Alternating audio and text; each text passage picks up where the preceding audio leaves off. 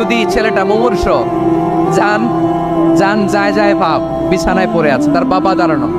বিশ্বনবী তার মাথার পাশে বসলেন, মাথায় হাত বুলিয়ে দিলেন, আর ছেলেটাকে বললেন, আসলিম, হে ইহুদি ছেলে, আসলিম, ইসলাম ধর্ম গ্রহণ করো। তো ছোট্ট ছেলে ভাবে আমরা ইহুদি, এখন ইসলাম ধর্ম গ্রহণ করলে আব্বা যদি বকা দেয়, ফানাযারা ইলা ওয়াজহি আবি, ছেলেটা তার বাবার চেহারার দিকে তাকালো, দেখি আব্বা কি কয়। আব্বা যদি বলে তাইলে ইসলাম ধর্ম গ্রহণ করব। ইহুদি ছেলেটা তার বাবার দিকে যখন তাকালো, ওর বাবা বলে, আতিয়া আবুল কাসিম, আবুল কাসিম যা বলে তাই করো। আবুল কাসিম হচ্ছে বিশ্ব ইসলামের একটা কুনিয়াত, উপনাম। আমার রাসূলের বড় ছেলের নাম ছিল কাসেম। যেমন দেখবেন আমাদের এলাকায় কারো ছেলের বড় ছেলের নাম যদি হয় আব্দুল্লাহ, এরা আব্দুল্লাহর বাপ বলে ডাকে। কারো বড় মেয়ের নাম যদি হয় ফাতেমা, এরা কি ডাকে? ফাতেমার বাপ বলে না? তো বিশ্ব ইসলামের বড় ছেলের নাম ছিল কাসেম। ইহুদি বাবা বলল, আতিয়া আবুল কাসেম, আবুল কাসেম যা বলে তাই শোনো, মানে মোহাম্মদ যা বলে তাই শোনো। এই কথা শুনে ছেলে সাহস পাইছে, ছেলে আবার পড়তে আরম্ভ করলো, আশহাদু আল্লাহ ইলাহা ইল্লাল্লাহ ওয়া আশহাদু আন্না মুহাম্মাদার রাসূলুল্লাহ, পড়েন আল্লাহু আকবার।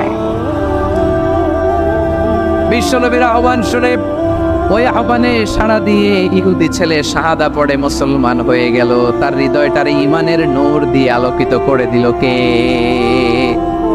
প্রিয় ভাইরা, এবার রাসূল সাল্লাল্লাহু আলাইহি ওয়াসাল্লাম বের হয়ে আসলেন ঘর থেকে, আর বললেন, আলহামদুলিল্লাহিল্লাযী আনকাযাহু মিনান নার, প্রশংসা সে আল্লাহর, যে আল্লাহ জাহান্নামে চলে যাচ্ছিল প্রায় এমন একটা লোককে মুহূর্তের মধ্যে কালেমায়ে শাহাদাতের বদৌলতে জান্নাতি বানায় দিলেন। আওয়াজ করে পড়েন সুবহানাল্লাহ। এই হাদিস থেকে আমরা কি শিখলাম? What is the moral of the story? এক নম্বর স্টোরি হলো, প্রতিবেশী ইহুদি হোক হিন্দু হোক, যাবেন, সুসম্পর্ক রাখবেন, উপহার দিবেন, বিপদে পাশে দাঁড়াবেন, তাইলেই তো আপনাদের প্রতি, মুসলমানদের প্রতি তারা আকৃষ্ট হবে, ঠিক কিনা বলেন? আপনি যদি হিন্দুদের সাথে বৌদ্ধদের সাথে নাই মিশেন, নাস্তিকের কাছে নাই যান, তো ইসলামের সৌন্দর্যটা ওরা বুঝবে কেমনে? আমার অনেক হিন্দু পরিচিত ভাই আছে, ওরা আমাদের ইফতারের প্রোগ্রামে এসে একসাথে ইফতারি করে। অনেক মদখোর আমার সাথে বসে একসাথে ডিনার করে, হাফ প্যান্ট পরা, গলায় স্বর্ণের চেইন, হাতে স্বর্ণের ব্রেসলেট, আইসা আমার সাথে ডিনার করছে, আছে এরকম। গাঁজাখোর, আমি বলি আসো, welcome welcome to my dinner, আসো বসো। বসলেই তো আমি ওর ডিএনএ, চিন্তার ডিএনএ চেঞ্জ করে দেওয়ার সুযোগ পাবো, চিল্লায় বলো ঠিক কি না? আসতে হবে আমার কাছে। Our door is open, the door of Islam is open 24/7। সব সময় আমাদের ইসলামের দরজা আমার অমুসলিম ভাইদের জন্য খোলা আছে, না নেই? এই হাদিস থেকে দুইটা শিক্ষা। এক নম্বর শিক্ষা, প্রতিবেশী মুসলিম হোক অমুসলিম হোক, যান, অসুস্থ হইলে একটু আপেল নিয়ে যান, আঙ্গুর নিয়ে যান, কমলা নিয়ে যান, তাদের সাথে ভালো আচরণ করেন। ইসলামের বিউটি দেখে, সৌন্দর্য দেখে অবাক হবে, নসিব ভালো হলে কোনোদিন কালিমা পড়ে মুসলমান হয়ে যাবে, ঠিক কিনা বলেন? তাহলে অমুসলিমের সাথে ভালো সম্পর্ক। বিশ্বনবী ইহুদির বাড়িতে গেলেন, ইহুদির বাড়ি, আর আমার মুসলমান ভাই আমার কাফের বলে, এরকম আছে না নাই? মুসলিম মুসলিমকে দেখতে পারে না, সহ্য করতে পারে। বিশ্বনবী সাল্লাল্লাহু আলাইহি ওয়াসাল্লাম ইহুদির বাড়িতে গেলেন, এটা একটা শিক্ষা। আরেকটা শিক্ষা হলো, ভাইরা ধাক্কা মেরে এসে সামনে এসে কি লাভ? প্রোগ্রাম তো শেষ হচ্ছে, এখনই শেষ হচ্ছে। তো এই যে আমাদের বকশি ভাই ওয়াদা নিল, হাত তোলালো, মিম বলে এত কথা বললো, তো আমি জেলায় জেলায় দিয়ে খালি হাত নাড়াই তোমাদের জন্য নাকি? হ্যাঁ, হাত নাড়াই শুধু। এই ধাক্কাইতে ধাক্কাইতে এদিকে এসে হাত নাড়াইতেছে, হয়েছে তো, দেখলাম তো, ঠিক আছে, মাশাআল্লাহ, অনেক সুশৃঙ্খল, অন্যান্য যে কোনো জেলার জন্য সুশৃঙ্খল। আমার দিকে তাকাও, আমার দিকে তাকাও, ঠিক আছে। এই যে দাঁড়িয়ে আছে, একটা ছেলে নড়ে না, দেখছেন? মাশাআল্লাহ মাশাআল্লাহ মাশাআল্লাহ। হ্যাঁ, এইভাবেই। আর কয়েকটা মজাদার কথা আছে, শোনো।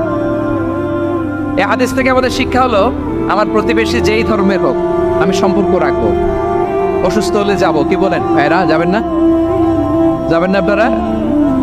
আচ্ছা, 2 নম্বর শিক্ষা হলো, বিশ্বনবী সাল্লাল্লাহু আলাইহি ইসলামের খাদেম ছিল ইহুদি, এতদিন খেদমত করলো, একদিনও বিশ্বনবী ওরা কালিমার দাওয়াত দেয় নাই। কারণ কি? বিশ্বনবী একটা ভালো সময়ের অপেক্ষা করতেছিলেন, প্রপার টাইমিং। দাঈর কাজ হচ্ছে দাঈ ইলাল্লাহ, সে হচ্ছে সুযোগ সন্ধানী। দাঈ সুযোগ খোঁজে, কখন দাওয়াত দিলে ব্যাটে বলে হবে, ঝোপ বুঝে কোপ মারে, ঠিক কিনা বলেন? বিষ্ণু ইসলাম ভালো সময়ের অপেক্ষা করতেছিলেন, দেখি ভালো সময় আসুক আসুক আসুক আসুক। আস্তে আস্তে এমন সময় আসছে, ছেলে এবার মুমূর্ষ। অসুস্থ ব্যক্তির হৃদয় অত্যন্ত নরম থাকে। হসপিটালে যখন কেউ যায় তার হৃদয়টা বড্ড নরম থাকে, মৃত্যুর ভয়ে তার অন্তরটা নরম থাকে, ঠিক কিনা বলেন? এই প্রপার টাইমিং এর অপেক্ষা করতেছিলেন। যখনই টাইমিং পেয়েছেন দাওয়াত দিলেন, পড়ো লা ইলাহা ইল্লাল্লাহ, সুবহানাল্লাহ পড়েন সবাই। তাহলে ইসলাম অমুসলিম প্রতিবেশীর সাথে ভালো আচরণ করতে বলে। ইসলাম অমুসলিম মাতা পিতার সাথেও ভালো আচরণ করতে হবে। মাতা পিতা যদি অমুসলিম হয় তার ফেলে দিতে পারবেন? পারবেন? পারবেন? আমার লালমনিরহাটের ভাইয়েরা, অনেক হিন্দু ছেলে আমাদের হাতে শাহাদা পড়ে মুসলিম হয়, কিন্তু ওর মা মুসলমান হয় নাই, বাবাও হয় নাই। এরকম আছে না নাই? তো ও হয়েছে মুসলিম, মা বাপ হিন্দু, এখন মা বাপ কি বাদ? হ্যাঁ, মা বাপ বাদ দেয়া যাবে? যেই মা আপনার 9 মাস 8 মাস পেটে ধারণ করলো, আপনার মায়ের নার ছেড়া তখন আপনি ওই মারে বাদ দিতে পারবেন? যে মায়ের বুকের তাজা দুধ খেয়ে আপনি আজকে বাড়ন্ত তাজা তরতাজা, ওই মারে বাদ দেওয়া যাবে? মায়ের এক ধারে দুধের দাম, কাটিয়া গায়ের চাম, পাপুষ বানাইলে ঋণের শোধ হবে না। এমন দরদি ভাবে কেউ হবে না আমার মা গো। মায়ের এক ধারে দুধের দাম, কাটিয়া গায়ের চাম, পাপুষ বানাইলে ঋণের শোধ হবে না। এমন দরদি ভাবে কেউ হবে না আমার মা। ঠিক কিনা? মাকে তো বাদ দেওয়া যায় না। وقضى ربك ألا تعبدوا إلا إياه وبالوالدين إحسانا। আল্লাহ বলে অবধারিত দুইটা ভার্ডিক্ট তোমাদের জন্য, এক আল্লাহর ইবাদত করবা আর মা বাবার প্রতি ইহসান করবা। আদেশটা কার? মা বাবার প্রতি ইহসান করতে হবে। আমার মা হিন্দু হোক ভালো আচরণ করতে হবে, বৌদ্ধ হোক ভালো আচরণ করতে হবে। আমার যে সমস্ত হিন্দু ভাইয়েরা মুসলিম হয়েছে, তোমাদের মা বাবা এখনো মুসলমান হয় নাই, তাদের সাথে ভালো আচরণ করতে হবে। আপনাদের খেদমত নিজে করতে হবে অথবা খেদমতের ব্যবস্থা করাই দিতে হবে। মান্থলি যে খরচ লাগে এটা দিতে হবে। আরে তুমি এখন মুসলিম, তোমার মা বাবা হিন্দু, এখনই তো সুযোগ ইসলামের সৌন্দর্য দেখানো।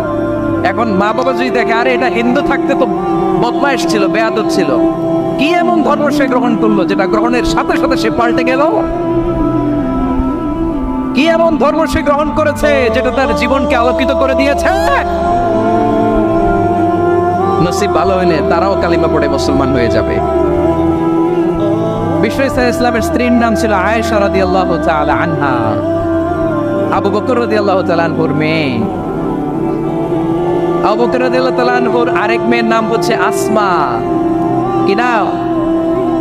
দুজনই আবু বকর রাদিয়াল্লাহু তাআলা আনহুর মেয়ে, আসমা আর আয়েশা। নাম দুটা কেমন লাগে?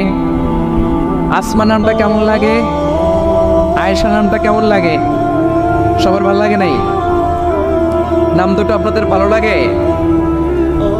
লালমনিরহাটে অনাগত যদি কন্যা সন্তান হয়, যদি মনে চায় আসমা রেখে দিতে পারবেন, যদি মনে চায় আয়েশা রেখে দিয়েন। দেশে বিদেশে এয়ারপোর্টে রাস্তাঘাটে শুধু বলে হুজুর একটা নাম দেন, আমার ছেলের একটা নাম দেন, মেয়ের একটা নাম দেন। তখন মনে আছে যশোরের 8 দিনের মাহফিলে আমি একটা দুটা নাম দিয়েছিলাম।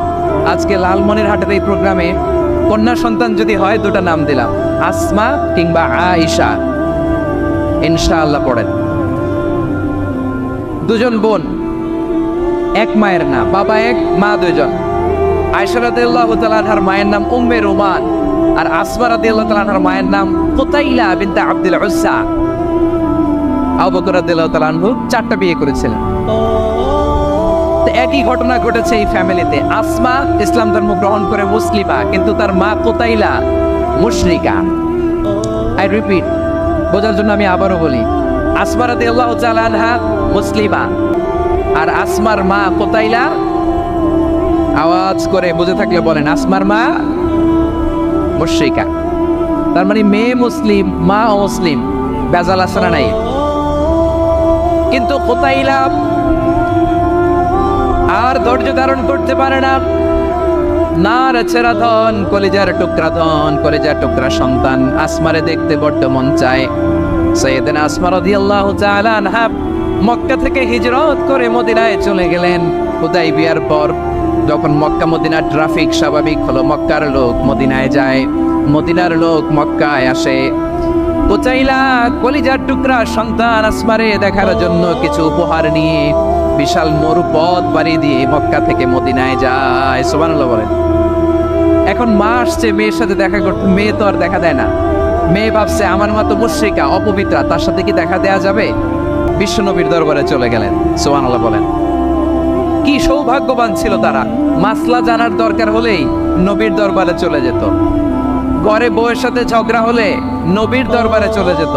অনেক সাহাবী বলে আমার পেটে ক্ষুধা লাগলো আমি নবীর কাছে চলে যেতাম, কারণ নবীর চেহারার দিকে তাকালেই আমার পেটের ক্ষুধা মিটে যেত।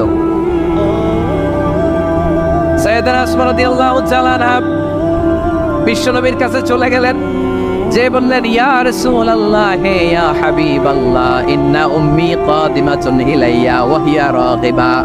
আমার মা মক্কা থেকে অনেক দূর মরুর পথ পাড়ি দিয়ে উপহার সামগ্রী নিয়ে মদিনায় আমার সাথে দেখা করতে এসেছে গো নবী। আমার জানতে বড্ড ইচ্ছে হয় আমি আমার মুশরিকা মাখা করতে পারবো কিনা। আফা আসিলুহা, আগে যেমনি আমি আমার মায়ের সাথে ভালো আচরণ করতাম, যেমনি আমি আমার মায়ের সাথে সদাচরণ করতাম গো নবী, এখন আমি মুসলিমা মা মুশরিকা, এখনো কি আগের মতো সদাচরণ করতে পারবো নাকি? বিশ্বনবী বললেন নাম সিদিহা, এরে আসমা অবশ্যই অবশ্যই, আগে ঠিক যেমন তুমি তোমার মায়ের সাথে ভালো আচরণ করতে এখনো তেমনি আগের মতো ভালো আচরণ করবা। আওয়াজ করে পড়েন সুবহানাল্লাহ। কি ইসলাম আমরা পেয়েছি, কত ব্রড মাইন্ডেড আমাদের ইসলাম, কত ওপেন মাইন্ডেড ইসলাম, কত ওপেন আপ করতে পারে, চিন্তা করতে পারে। বিশ্বনবী বললেন হ্যাঁ অবশ্যই, নাম সুলিহা, আগে যেমনি ভালো আচরণ করছো আসমা এখন ওইরকমই করো, পারলে আরো বাড়াই করো। সুবহানাল্লাহ বলেন। তাহলে আমার যে হিন্দু ভাইয়েরা হিন্দু বোনেরা ইমানের বদৌলতে দৌলতে আপনি ধন্য হয়েছেন, আপনার আম্মা আব্বা এখনো মুসলমান হয় নাই, তাদের জন্য দোয়া করেন, তাদের জন্য দোয়া করেন, আল্লাহ যেন তাদেরকেও ইমানের দৌলত দান করে। আমরা সবাই পড়ি আমিন, আরো জোরে পড়েন আমিন। এখন বলেন ইসলাম কি ন্যারো মাইন্ডেড রিলিজিয়ান না ব্রড মাইন্ডেড? লালমনিরহাটের যুবক ভাইরা আওয়াজ করো, ইসলাম কি ন্যারো মাইন্ডেড না ব্রড মাইন্ডেড? কতটা ব্রড মাইন্ডেড দেখেন। বিশ্বনবী সাল্লাল্লাহু আলাইহি সাল্লাম অমুসলিমরা যদি নবীকে উপহার দিত ওই উপহারও বিশ্বনবী গ্রহণ করতেন। সুবহানাল্লাহ পড়েন। আপনার অমুসলিম বন্ধু যদি উপহার দেয় সেটাও আপনি নিতে পারবেন, যেটা নেওয়া জায়েজ। কিন্তু আপনার বন্ধু যদি আপনার মদের বোতল দেয় নিতে পারবেন? হ্যাঁ, মদের বোতল দিলে পারবেন। আপনার বন্ধু যদি আপনার পর্ক দেয়, পর্ক শুকরের গোশত মিশ্রিত কোনো খাবার, ওটা নিতে পারবেন না। হালাল যে কোনো জিনিস নিতে পারবেন। বিশ্বনবী সাল্লাল্লাহু আলাইহি ওয়াসাল্লাম অমুসলিমদের দেয়া হাদিয়া গ্রহণ করতেন। কেমন নবী ছিলেন, আমার নবীরে চিনে নেন, আমার নবীর অ্যাটিটিউড জেনে নেন। বিশ্বনবী সাল্লাল্লাহু আলাইহি ওয়াসাল্লাম যখন কোনো জনপদে যেতেন 3টা অপশন নিয়ে যেতেন। প্রিয় ভাইয়ের আওয়াজ করে বলতে হবে, কোনো জনপদে গেলে আমার নবীর অপশন থাকতো কয়টা? আমার মতো 3 আঙ্গুল উঁচু করে দেখান আর বলুন আমার নবী কোনো জনপদে গেলে কয়টা অপশন নিয়ে যেতেন? 1 নম্বর অপশন আসলিম তাসলাম। নতুন এলাকায় গেলে বলতেন আসলিম তাসলাম, ইসলাম ধর্ম গ্রহণ করো, শান্তিতে থাকবা, আমার ভাই হয়ে যাবো, আমরা ভাই ভাই, ইসলাম মানো, আমরা ভাই ভাই। অপশন নাম্বার কত? 1। যদি বলে না ইসলাম মানবো না, ওকে অপশন নাম্বার 2, মুসলিম হওয়ার দরকার নাই, লা ইকরাহা ফিদ্দিন, ইসলামে কোনো বাড়াবাড়ি নাই। খ্রিস্টান আছো থাকো, বৌদ্ধ আছো থাকো, ইহুদি থাকতে চাও থাকো, কিন্তু আমরা যেহেতু রিজিওনাল সুপার পাওয়ার, আমাদের আন্ডারে থাকো, ট্যাক্স দিয়া থাকো, এটার বলে জিজিয়া। আলেম যারা আছেন বুঝবেন এটার আরবিতে কি বলে, জিজিয়া। You pay us the tax, we will give you the security. তোমরা ট্যাক্স দিবা, আমরা সিকিউরিটি দিব, আমাদের আওতায় থাকবা, কেউ তোমাদেরকে আক্রমণ করতে পারবে না, আমরা নিরাপত্তা দিব। সুবহানাল্লাহ বলেন। এটা অপশন নাম্বার কত? আচ্ছা বুঝে থাকলে বলেন 1 নাম্বার অপশন কি ছিল? ইসলাম। ইসলাম মানব শান্তিতে থাকবা, ভাই ভাই, আমরা ভাই ভাই। অপশন নাম্বার 2 ট্যাক্স দাও, আমরা নিরাপত্তা দিব, মুসলিম হওয়া লাগবে না। এখন 1 নম্বরও মানে না, 2 নম্বরও মানে না, মুসলিম হবো না, ভালো খ্রিস্টান থাকো, ট্যাক্স দাও, আমরা সিকিউরিটি দিব না, এটাও মানে না। বিষ্ণু বলেন তাহলে তলোয়ার আমাদের আর তোমাদের মাঝে ফয়সালা করবে, মুসলিমও হবে না, ট্যাক্স দিবা, নিরাপত্তা দিব, আমরা সুপার পাওয়ার, আমাদের আন্ডারে থাকবে, এটাও না। তাহলে তোমাদেরকে তো আমরা বিশ্বাস করতে পারি না, কখন না কখন বিশ্বাসঘাতকতা করো, কার সাথে মিলে হাত মিলাও, তলোয়ার আমাদের মাঝে ফয়সালা করবে। তখন তিনি জেহাদের সশস্ত্র সংগ্রামের ঘোষণা দিতেন। সুবহানাল্লাহ পড়েন। দেখেন পশ্চিমারা জেহাদকে এইভাবে চিত্রায়িত করে না, ওরা জেহাদ বলতে বোঝায় তলোয়ার, হাত কাটো, গলা কাটো না, জেহাদ সশস্ত্র সংগ্রাম 3 নম্বরে। অধিকাংশ ক্ষেত্রেই বিশ্বনবীর সুন্দর আচরণ দেখে, আরে আমার নবীর যে নুরানি চেহারা, অনেকে তো কেবল সির্ফ চেহারাটা দেখে কালিমা পড়ে মুসলমান হয়ে গিয়েছে। যারা মুসলিম হয় নাই তারা তাদের ইসলামেই বলবৎ ছিল, ট্যাক্স দিয়ে ইসলামের আন্ডারে ছিল। যারা এটাও মানে নাই ওইটাও মানে নাই, তাদের বিরুদ্ধে জেহাদ। বিষ্ণু ইসলাম 7ম হিজরিতে যখন খায়বার বিজয়ের পরে ইসলাম রিজিওনাল সুপার পাওয়ার হিসেবে আত্মপ্রকাশ করলো, বিশ্বনবী চিঠি লিখলেন অন্যান্য সুপার পাওয়ারের কাছে, রাষ্ট্রীয় চিঠি লেখে এক রাষ্ট্রপ্রধান আরেক রাষ্ট্রপ্রধানের কাছে, ঠিক কিনা বলেন? জানেন না আপনারা? এই যে 24-এর ছাত্র নাগরিক অভ্যুত্থানে, এই অভ্যুত্থান যখন শুরু হয়, আমি তখন সাউথ আফ্রিকাতে, একটা স্ট্যাটাস দিয়েছিলাম, গোটা নয় গোটা দেশ সংস্কার করা লাগবে। শুধু বাংলাদেশ নয়, সারা বিশ্বের বাংলা ভাষাভাষী লোকেরা এই আন্দোলনের সাথে সমর্থন তারা করেছে, এটাকে সাপোর্ট করেছে, তারা সমর্থন দিয়েছে। আমাদের ইউনাইটেড আরব আমিরাতের বাংলাদেশি ভাইয়েরা তারা সেখানে রাস্তায় নেমে এসেছিল, জানেন? ওইখানে ডেমনস্ট্রেশন করা যায় না, সেখানকার সরকার তাদেরকে যাবজ্জীবন দিয়েছিল। তখন আমাদের এই যে প্রধান উপদেষ্টা ডক্টর মোহাম্মদ ইউনূস সরাসরি G2G বলে, এটারে G2G, government to government, G2G, উনি চিঠি লিখলেন যে তাদেরকে, ইউর হাইনেস, এ সম্মানিত আমির, আপনি আমার এই চিঠির কারণে আমার সম্মানে এই 53 জন বাংলাদেশিকে মাফ করে দেন। এই চিঠির বদৌলতে বেকসুর খালাস পেয়ে গিয়েছিল আমাদের ভাইরা, জানেন না এই ঘটনা আপনারা? তাহলে গভর্নমেন্ট টু গভর্নমেন্ট চিঠি দেওয়া হয়। 7ম হিজরিতে বিষ্ণু ইসলাম সব সুপার পাওয়ারের কাছে চিঠি দিলেন, রোমান সম্রাটের কাছে, পারস্য অধিপতির কাছে, মিশরের অধিপতির কাছে, সবার কাছে চিঠি লিখলেন।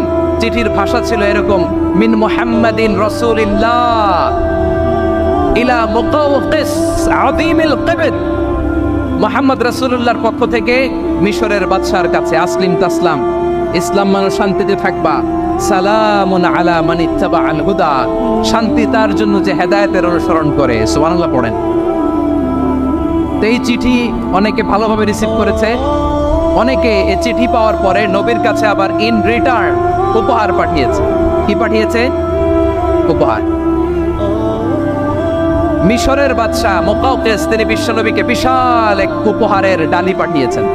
মিশরের বাদশা মুকাওকিস ছিলেন ধর্মে খ্রিস্টান। লালমনিরহাটের ভাইয়েরা আওয়াজ করে বলেন, মিশরের বাদশা ধর্মে কি ছিল? খ্রিস্টান। কি উপহার দিয়েছিল আমার নবীকে? শুনতে মনে চায়? আওয়াজ নাই লালমনিরহাটের গলায়, শুনতে মনে যায়? 1000 স্বর্ণমুদ্রা, 1000 স্বর্ণমুদ্রা। 2টা খ্রিস্টান দাসী, একজনের নাম মারিয়া বিনতে শামউন আল কিবতিয়া, আরেকজনের নাম সিরিন বিনতে শামউন আল কিবতিয়া। একজন খ্রিস্টান দাস 20 থান কাপড় জামা বানানোর জন্য, আমরা নবী যেন যা সেলাই করে জামা বানাতে পারে, এজন্য 20 থান কাপড়, 20 থান ফাইন গার্মেন্ট। সুবহানাল্লাহ পড়বেন না?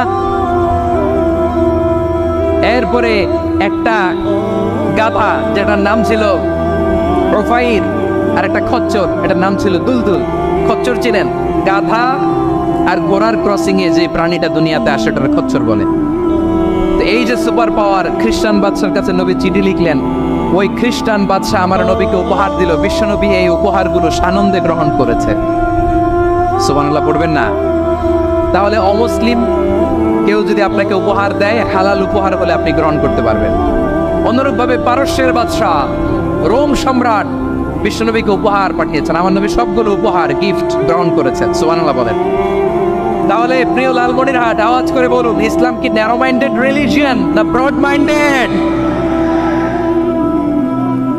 আম্মাজান আয়েশার কাছে মাসালা জানতে চায় মেয়েরা, হে আম্মাজান, অগ্নি উপাসকেরা তাদের ঈদের দিন নওরোজের সময় আমাদেরকে পাখি দেয়, নেওয়া যাবে? উনি বললেন, ওরা জবাই করে দিলে নেওয়া যাবে না, কিন্তু ওরা যদি ফলমূল এরকম খাবার দেয় এগুলো নেওয়া যাবে। তার মানে অমুসলিমদের দেয়া উপহার এটা গ্রহণ করা যায়। সুবহানাল্লাহ বলেন। শুধু তাই নয়, বিশ্ব ইসলাম অমুসলিমদের সাথে আর্থিক লেনদেনও করেছেন, ফিনান্সিয়াল ডিলিং করেছেন। অমুসলিমদের সাথে প্রয়োজনে আপনি ফিনান্সিয়াল ডিলিং করতে পারবেন। আমরা প্রায় দেখি বাজারের মিষ্টির দোকানগুলো আমার হিন্দু ভাইদের। লালমনিরহাটে মিষ্টির দোকান, দইয়ের দোকান কারা চালায়? হিন্দুরা চালায় না। তারপরে যে বারবার সব চুল কাটে যে নাপিত, অধিকাংশ নাপিতের দোকানে কারা? আমার হিন্দু ভাইরা। আপনি চুল কাটতে পারবেন কিনা? বলেন, পারবেন। তার দোকান থেকে দই মিষ্টি কিনতে পারবেন কিনা? হ্যাঁ, আমার মুসলিম ভাইয়ের দোকান থাকলে ওইটার আমি বেশি প্রায়োরিটি দিব, ঠিক কিনা? কিন্তু যদি তাদের সার্ভিস নিতে চান, প্রোডাক্ট নিতে চান, পারবেন। তার দলিল সহিহ বুখারী, আম্মা জান আয়েশা রাদিয়াল্লাহু তাআলা আনহা বলেন, ইশতারা রাসূলুল্লাহ সাল্লাল্লাহু আলাইহি ওয়াসাল্লাম মিন ইয়াহুদিন তুআমান ওয়া রাহানাহু দিরআহু মিন হাদিদ। রাসূল সাল্লাল্লাহু আলাইহি ওয়াসাল্লাম এক ইহুদির কাছ থেকে, কার কাছ থেকে? সবাই বলে নাই, কার কাছ থেকে? আমার নবী, পেয়ারা নবী এক ইহুদির কাছ থেকে জব কিনেছিল, জব, বার্লি, যেটা দিয়ে রুটি বানায়।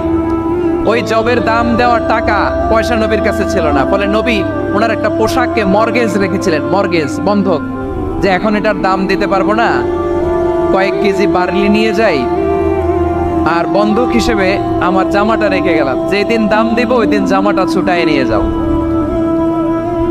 সুবহানাল্লাহ পড়বেন না? বাকিতে নিছিলেন, বাকিতে। হাদিদ, লোহার তৈরি বর্ম, মানে যুদ্ধের পোশাক, লোহা দিয়ে বানানো। বিষ্ণু বললেন, কয়েক কেজি জব দাও, টাকাটা পরে দিব, এখন টাকা নাই, বন্ধক হিসেবে, মর্গেজ হিসেবে আমার জামা রেখে গেলাম, যখন টাকা দিব জামা ছুটায় নিব। আওয়াজ করে বলতে হবে সুবহানাল্লাহ। এতে কি বোঝা গেল অমুসলিমদের সাথে ফিনান্সিয়াল ডিলিং করা যায়, অর্থনৈতিক লেনদেন করা যায়, কেনাবেচা করা যায়, প্রোডাক্ট কেনা যায়। এমনকি আমাদের মসজিদে নববীতে বারান্দায় আপনার একটা অটোমেটিক ফ্লাইং আমব্রেলা দেখছেন? সূর্য যখন বাড়ে মসজিদে নববীর বারান্দায়, ইয়ার্ডের মধ্যে অটোমেটিক্যালি কিছু আমব্রেলা আছে, সা করে খুলে যায়, আর সূর্যের তাপ লাগে না। আবার সন্ধ্যাবেলায় এই আমব্রেলাগুলো ওরা ক্লোজ করে ফেলে, দেখেন নাই না? দেখছেন? এই মসজিদে নববীকে সর্বোচ্চ উন্নত মানের কনস্ট্রাকশন ইনফ্রাস্ট্রাকচারে ডেভেলপ করার জন্য কর্তৃপক্ষ কিছু অমুসলিম ইঞ্জিনিয়ারের, ডিজাইনারের সহায়তা নিয়েছিল। সুবহানাল্লাহ বলেন। কোন দলিলের ভিত্তিতে? এই দলিলের ভিত্তিতে যে বিষ্ণু ইসলাম অমুসলিমদের সাথেও লেনদেন করেছেন। আওয়াজ করে বলতে হবে আল্লাহু আকবার। শুধু তাই নয়, ইন কেস অফ ইমার্জেন্সি, প্রয়োজনে ইসলামের খাতিরে, ইসলামকে সামনের দিকে এগিয়ে নিয়ে যাওয়ার জন্য অমুসলিমদের সাপোর্ট নেওয়া জায়েজ আছে। সুবহানাল্লাহ বলেন। অমুসলিমদের সাপোর্ট নেয়া, তাদের থেকে অর্থ নেয়া, পলিটিক্যাল সাপোর্ট, পলিটিক্যাল অ্যাসাইলাম নেওয়া জায়েজ আছে। আমাদের অনেক বিশ্ববরেণ্য দায়ীরা আমেরিকায় অস্থায়ীভাবে অ্যাসাইলাম নিয়ে থাকে, নিজের দেশে গেলে ফাঁসিতে ঝুলাই দিবে। যুগ যুগ ধরে দায়ীদের উপর এরকম অত্যাচার আর নির্যাতন আছে না নাই? কিছু দুষ্ট লোক আছে, তারা আমাদের সম্পর্কের মধ্যে ফাটল ধরাতে চায়, ঠিক কিনা বলেন? মাঝে মাঝে ঝগড়া লাগাতে চায়। দেখবেন পত্রপত্রিকায় দেখা যায় বিভিন্ন ধর্মীয় উপাসনালয়গুলোতে হামলা চালানো হয়। এগুলো রাজনৈতিক উদ্দেশ্য প্রণোদিত, এগুলোর সাথে ইসলামের কোনো সম্পর্ক নাই। এই জন্য এই দুর্বৃত্তদের ব্যাপারে আমাদের সাবধান থাকতে হবে। আমরা সবসময় যেমনি ঐক্যবদ্ধ, ইউনাইটেড, আমরা যদি এরকম ইউনাইটেড থাকি, এই সমস্ত দুর্বৃত্তদের কালো হাত ভেঙে দিতে আমাদের 1 ঘন্টাও লাগবে না। চিল্লা এখনো ঠিক কি না? আমরা সংঘবদ্ধ থাকি। এই যে আমাদের পিসফুল কোএক্সিস্টেন্স, শান্তিপূর্ণ সহাবস্থান। হিন্দুরা পূজা করে, যেদিন হিন্দুদের পূজা অনুষ্ঠান, আমরা ওই দিন তাফসির মাহফিল করি না, ঠিক কিনা বলেন? যেদিন আমাদের তাফসিরুল কোরআনের প্রোগ্রাম, ওই দিন আমাদের হিন্দু ভাইরা ডিস্টার্ব করে না। সুবহানাল্লাহ। হিন্দুদের পূজা অনুষ্ঠানে মাদ্রাসার ছাত্র যে পাহারা দেয়, গোটা বিশ্বে এরকম দৃষ্টান্ত নজির বিরল, ঠিক কিনা বলেন? আইন শৃঙ্খলা বাহিনীর পাশাপাশি মাদ্রাসার ছাত্ররা যে সেখানে পাহারা দেয়, গোটা পৃথিবীতে এই দৃষ্টান্ত আপনি পাবেন। মাদ্রাসার ছাত্ররা, তারা তো কোরআনের ধারক, তারা হাদিসের ধারক, তারা কেন মন্দির পাহারা দিবে? এই সম্প্রীতিকে ধরে রাখার জন্য, এই সৌহার্দ্যকে ধরে রাখার জন্য, আমাদের পারস্পরিক ভালোবাসাকে অটুট রাখার জন্য। আওয়াজ করে বলতে হবে, ঠিক কিনা? এখন বলেন, আমাদের এই ভালোবাসা অটুট থাক, আমরা চাই কি চাই না? আমরা হিন্দু মুসলিম মিলেমিশে শান্তিপূর্ণ সহাবস্থান, সাম্প্রদায়িক সম্প্রীতি, লালমনিরহাটের ভাইয়ের আওয়াজ করে বলুন, এই সাম্প্রদায়িক সম্প্রীতি আমরা চাই কি চাই না? আল্লাহ এই দেশকে তুমি বরকতময় করো, বাংলাদেশকে তুমি শান্তিময় করো। আওয়াজ করে সবাই বলেন আমিন। এই জায়গাটাতে সামান্য একটু আওয়াজ হচ্ছিল, এটাও থেমে গেছে, আলহামদুলিল্লাহ আলহামদুলিল্লাহ। এখন একেবারে everything is in my control, মাশাআল্লাহ। ঠিক আছে, আমি মূল আলোচনায় যাই। প্রিয় ভাইরা, আমি বলেছিলাম আমার আলোচনার বিষয় হচ্ছে শান্তিপূর্ণ সহাবস্থান, সাম্প্রদায়িক সম্প্রীতি। আমরা দেখব ইসলাম আমাদেরকে কি কি দিক নির্দেশনা দেয়। শান্ত হইতে হবে, খরগোশের কানের মতো কান দুটো আমার দিকে করে রাখেন। আমি এখনো উঠে যাব, হাত নাড়ায় লাভ নাই, আমি উঠে যাব। তাকায় থাকো আর কান খাড়া, আওয়াজ হবে না। হ্যাঁ, মাশাআল্লাহ মাশাআল্লাহ, ঠিক আছে। আমরা দেখবো যে রাসূল সাল্লাল্লাহু আলাইহি ওয়াসাল্লাম এই পিসফুল কোএক্সিস্টেন্সের জন্য আমাদের কি শিখিয়েছেন, কি কি গাইডলাইন দিয়েছেন। আমরা 1, 2, 3, 4 করে এগুলো আপনাদের সাথে শেয়ার করব। আমি আপনাদের খেদমতে সূরাতুল আনআমের 108 নম্বর আয়াত তেলাওয়াত করেছি। এখানে আল্লাহ রাব্বুল ইজ্জা ওয়াল জালাল তিনি ইরশাদ করছেন, ওয়ালা তাসুবুল্লাযীনা ইয়াদউনা মিন দুনিল্লাহি ফায়াসুবুল্লাহা আদওয়াম বিগাইরি ইলম কাযালিকা যায়্যান্না লিকুল্লি উম্মাতিন আমালাহুম সুম্মা ইলা রাব্বিহিম মারজিউহুম ফায়ুনাব্বিউহুম বিমা কানু ইয়ামালুন। রব্বুল আলামিন বলেন, গোলাম ও আমার ইমানদার বান্দারা, শোনো শোনো, ও আমার বিশ্বাসী বান্দারা, শোনো শোনো। লা তাসুবুল্লাযীনা ইয়াদউনা মিন দুনিল্লাহ ফায়াসুবুল্লাহা আদওয়াম বিগাইরি ইলম। ও আমার বিশ্বাসী বান্দারা, যারা আল্লাহকে বেঁধে রেখে, আল্লাহকে বাদ দিয়ে অন্য উপাস্যকে ডাকে, দেবীর পূজা করে, তোমরা খবরদার তাদের গালি দিও না। আওয়াজ করে বলেন, কি দিও না? আল্লাহ বলেন, ও বিশ্বাসীরা শোনো, যারা আল্লাহকে বেঁচে রেখে দেবীর পূজা করে, অন্য উপাস্যের পূজা করে, তাদেরকে ডাকে, ওই দেবতাদেরকে তোমরা গালি দিও না। যদি ওই দেবতাদেরকে গালি দাও, তাহলে ভুলবশত, শত্রুতাবশত তারা তোমাদের রব আল্লাহকে গালি দেবে, ঠিক কি না? তোমরা যদি তাদের দেবতাদের গালি দাও, ওরা রেগে তোমার আল্লাহরে গালি দিবে, তাহলে আল্লাহরে গালি খাওয়ানোর কারণ হয়ে গেলাম আমি, ঠিক কি না? বলেন।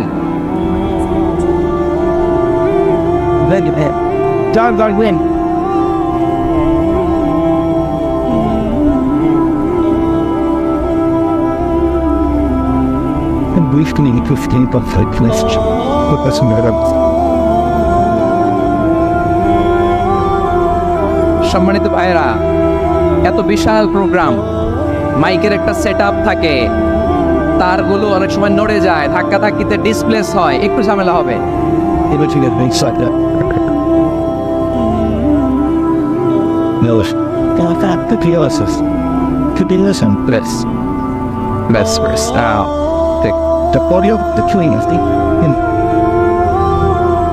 ঠিক আছে,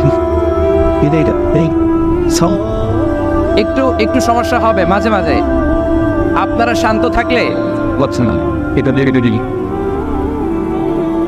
শান্ত থাকতে হবে। এইভাবে সাউন্ড নাই, এই নাই, এই বলতে বলতে আমার সময়ও নাই, উঠে যেতে হবে। এগুলো বোকামি। এই বিভাগীয় প্রোগ্রামগুলোতে যাই, চিৎকার চেঁচামেচি করে তোমরা আসো, সময় শেষ, আমাকে উঠে যেতে হয়। আমরা তো বঞ্চিত হলাম। গুরুত্বপূর্ণ অনেক কথা শোনাবো তোমাদের, অনেক। প্রিয় ভাইরা, আপনারা শান্ত হয়ে বসুন, শান্ত হয়ে। রব্বুল আলামিন বলেন, খবরদার বিশ্বাসীরা, আল্লাহ ছাড়া যারা অন্যান্য উপাস্যদেরকে ডাকে, দেবতাদেরকে ডাকে, তাদেরকে তোমরা গালি দিও না। ওই সমস্ত দেবতাদেরকে যদি তোমরা গালি দাও তাহলে তারা আল্লাহকে গালি দিবে, ঠিক কিনা বলেন? আমরা দেবতাদের গালি দিলে ওরা আল্লাহকে গালি দিবে। রব্বুল আলামিন বলেন, খবরদার দেবতাদেরকে গালি দিও না, তাহলে ওরা তোমার রব আল্লাহরে গালি দেবে। প্রতিটি জাতির জন্য তাদের কাজকে আমি আল্লাহ সুশোভিত করে রেখেছি, তারা সবাই একদিন আমার কাছেই ফিরে আসবে। এরপর আমি রব্বুল আলামিন তাদের আমলনামা তাদেরকে জানিয়ে দেব। সুবহানাল্লাহ পড়ে। প্রিয় ভাইয়েরা, আল্লাহ তাআলা বলেছেন খবরদার গালি দিও না। আদেশটা কার? আওয়াজ করে বলেন তো। হিন্দুদের দেবতা দেবদেবীদেরকে গালি দেওয়া যাবে না। আওয়াজ করে বলুন প্রিয় ভাইয়েরা, এই আদেশটা কার? এই আপনাদের গলার আওয়াজ। অন্য ধর্মের দেবতাদেরকে যে গালি দেওয়া যাবে না, এই আদেশটা কার? আরো জোরে বলুন, কার? গালি দিবেন কোন দেবতাকে? দিবেন? যদি দেন তাহলে ওরা আল্লাহরে গালি দিবে। তাহলে আল্লাহরে গালি খাওয়াইলো কে? আপনি, ঠিক কিনা বলেন? আমি আল্লাহকে গালি খাওয়ানোর কারণ হলাম, কারণ আমি যদি গালি না দিতাম ওরা আমার রবকে গালি দিত না। আওয়াজ করে বলেন ঠিক কিনা? তাহলে প্রিয় ভাইয়েরা, ইসলাম আমাদেরকে শিখায়, সূরাতুল আনআমের 108 নম্বর আয়াত থেকে আমরা বুঝলাম কোন ধর্মকে ছোট করা যাবে না। অন্য ধর্মকে ছোট করা মানে ইসলামকে ছোট করা। অন্য ধর্মের দেবতাকে গালি দেওয়া মানে আল্লাহকে গালি খাওয়ানো। আওয়াজ করে বলেন ঠিক কিনা? খবরদার, এটা করা যাবে না। আর অন্য ধর্মের দেবতাকে যদি আপনি গালি দেন, ওরা ইসলাম থেকে দূরে সরে যাবে। যাও ইসলামের প্রতি আকৃষ্ট হয়েছিল আর কোনোদিন ইসলামের ধারে কাছে আসবে না। আওয়াজ করে বলেন ঠিক কিনা? এজন্য কখনো কোনোদিন অন্য ধর্মের দেবতাদেরকে গালি দেওয়া যাবে না।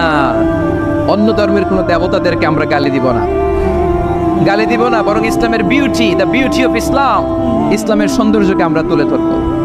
আমরা যদি বিশ্বনবী সাল্লাল্লাহু আলাইহি ওয়াসাল্লামের জীবনের দিকে তাকাই তাহলে আমি দেখব বিষ্ণু ইসলাম মক্কাতে কিংবা মদিনাতে অন্য ধর্মের লোকদের সাথে খুব পিসফুলি লাইফ লিড করেছেন।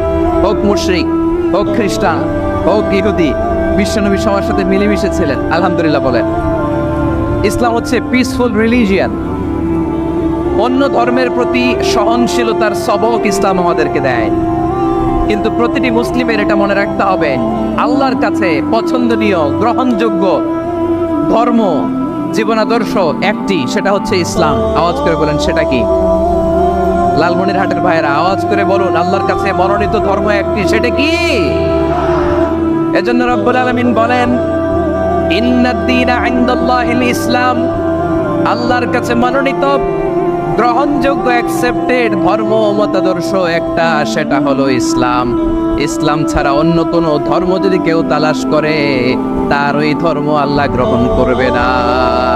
ওমাই ইয়াবতাগি গায়রাল ইসলামি দীনান ফালাই ইউকবালা মিন ওয়া হুয়া ফিল আখিরাতি মিনাল খাসিরিন।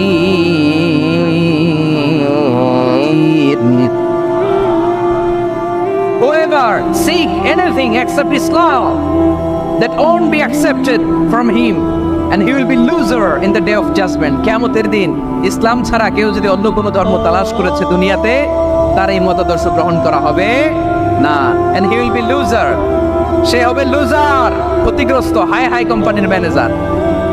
ওর আমও শেষ, সালাও শেষ। আওয়াজ করে বলেন ঠিক কি না? এজন্য ইসলাম পেয়ে আমরা খুশি না বেজার? প্রত্যেক নামাজ শেষে আমরা আল্লাহরে বলি, আল্লাহ রাদিতু বিল্লাহি রাব্বা ওয়া বিল ইসলামি দীনা ওয়া বি মুহাম্মাদিন নাবিয়ান ওয়া রাসূলা।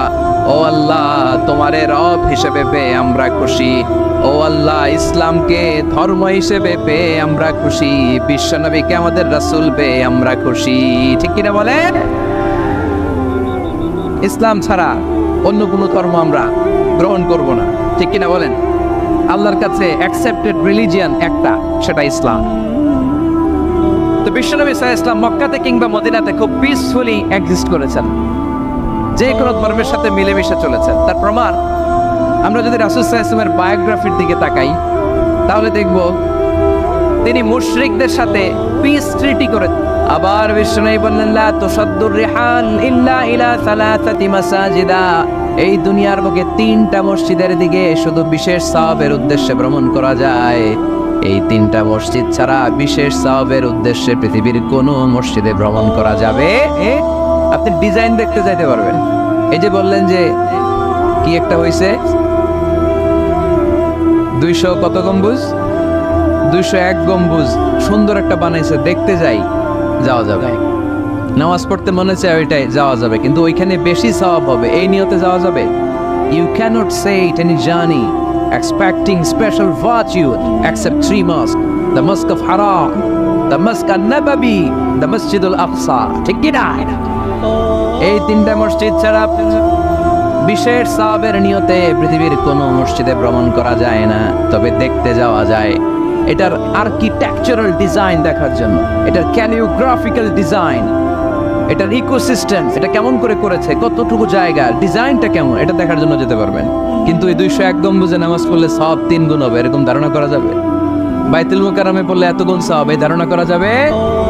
এই যে চলে আসছে 201 গম্বুজ, আমি দেখতেছি, আপনারা পাবেন না দেখতে। আগে দেখে ফেলছেন? মাশাআল্লাহ মাশাআল্লাহ, সুন্দর। আরো কিছু পরামর্শ দিবে, এগুলো শেষে দিচ্ছি আমি। কষ্ট হইতেছে আপনাদের? জিমায় পড়তেছেন? আরো কয়েক মিনিট শুনবেন। 3টা মসজিদে নিয়ত করে যাওয়া যায়। 1 নম্বরে মসজিদে হারাম, 1 নম্বরে কি? ইন্না আউওয়ালা বাইতি উদিআ লিন-নাসি লাল্লাযী বিবাক্কাতা মুবারাকাহ, সর্বপ্রথম যেই ঘরটা আল্লাহ তাআলা জমিনের মধ্যে স্থাপন করলেন, ওই ঘরটা হলো মসজিদুল হারামের মাঝখানের কাবা ঘর। এই ঘরটা অবস্থিত যেই শহরের মধ্যে, শহরের নাম বাক্কা, এখনকার নাম মক্কা। সুবহানাল্লাহ পড়েন। মক্কার আগের নাম বাক্কা, কোরআনে বাক্কার কথা আছে। এবং হজ উমরা করতে গেলে দেখবেন যে অনেক হোটেল আছে, হোটেলের নাম ফুন্দুক বাক্কা। ফুন্দুক বাক্কা মানে বাক্কা হোটেল। মক্কার আগের নাম কি? বাক্কা। এখান থেকেই বিষ্ণু ঈসা ইসলাম ইসরা শুরু করেছেন, মেরাজের আগের ধাপ, নাম ইসরা। এই মসজিদে 1 রাকাত নামাজ পড়লে 1 লক্ষ রাকাতের সওয়াব দেয় কে? সুবহানাল্লাহ কইতে পারলেন না? পৃথিবীর আর কোন মসজিদে 1 রাকাত পড়লে 1 লক্ষ